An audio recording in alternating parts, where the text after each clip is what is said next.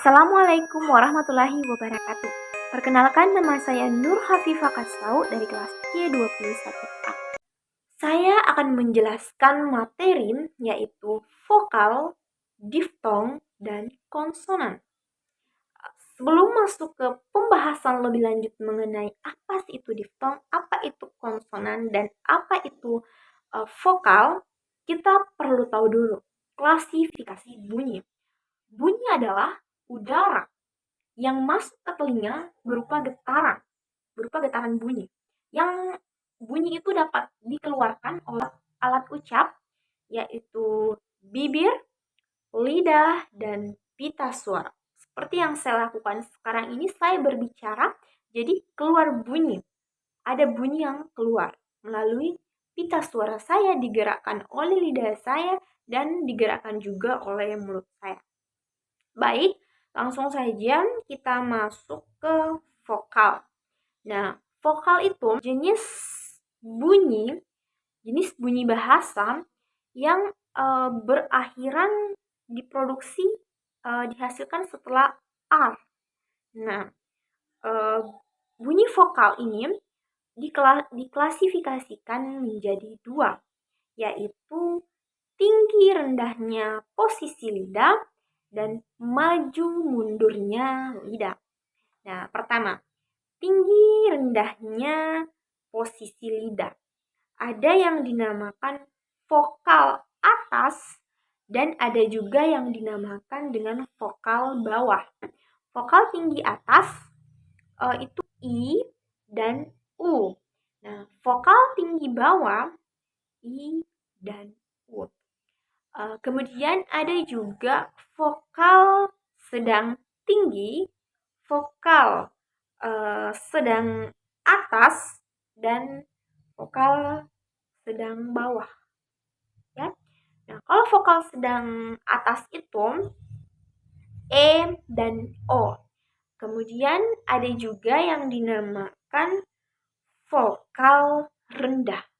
Nah, vokal rendah ini seperti A. Itu termasuk vokal rendah. Nah, selanjutnya di maju mundurnya struktur lidah ada yang dinamakan saat kita berbicara lidah terbuka, vokal terbuka. Nah, saya bicara sekarang vokal saya terbuka.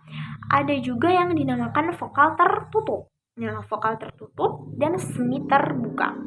Nah, bentuk mulut bundar seperti O dan U. Nah, kalau vokal bundar saat kita mengatakan O, ya mulut kita O, dan saat kita mengatakan U. Nah, ini vokalnya saya bundar.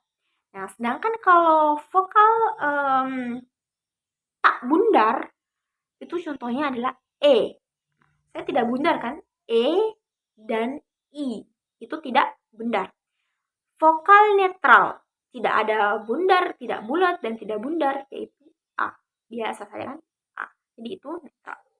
Nah, selanjutnya kita masuk ke konsonan. Nah, konsonan itu dikategorikan lagi menjadi 3 faktor, yaitu keadaan pita suara, daerah artikulasi, dan cara artikulasi. Nah, kalau keadaan pita suara itu apakah bersuara atau tidak?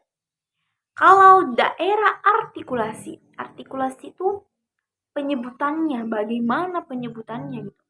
Jadi ada getar lateral, bagaimana? Kemudian cara artikulasi, itulah semi vokal.